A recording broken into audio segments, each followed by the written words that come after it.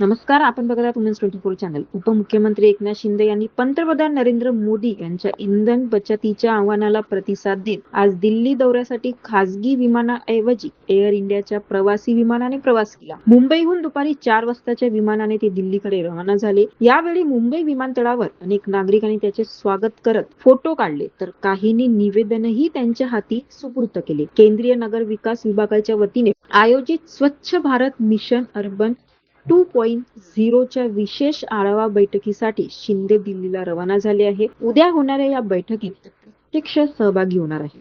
दरम्यान पंतप्रधान मोदी यांनी देशवासियांना इंधन बचतीचा संदेश देत राजकीय सहकाऱ्यांनीही त्याचे पालन करण्याचे आवाहन केले होते. त्यानंतर मुख्यमंत्री देवेंद्र फडणवीस यांनी राज्यातील मंत्र्यांसाठी विशेष नियमावली देखील जाहीर केली होती. या पार्श्वभूमीवर उपमुख्यमंत्री शिंदे यांनी ईव्ही वाहनाचा वापर वाढवणे, ताफ्यातील गाड्यांची संख्या कमी करणे आणि हेलिकॉप्टर दौरे मर्यादित ठेवण्यास सुरुवात. आता खासगी विमानाऐवजी सर्वसामान्य नागरिकाप्रमाणे प्रवासी विमानाने प्रवास करण्याचा निर्णय घेतल्याने शिंदे यांच्या या कृतीची राजकीय वर्तुळात चर्चा सुरू झाली आहे. Royal order of the polar star हा प्राप्त झालेला आहे आणि हे आपल्यासाठी देशासाठी गौरवाची बाब आहे.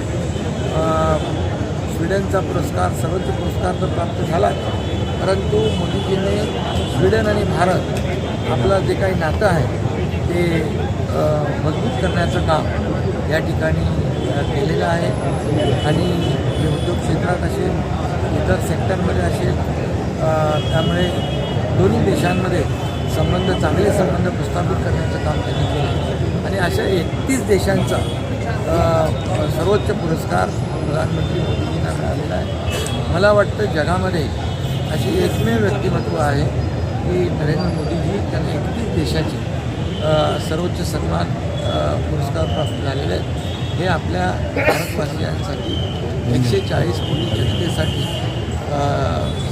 सन्मानाची बाब आहे, गौरवाची बाब आहे. मी नरेंद्र मोदी साहेबांचं मनापासून अभिनंदन करतो. अशाच नवनवीन राजकीय घडामोडीसाठी बघत राहा वुमेन्स 24 चॅनल.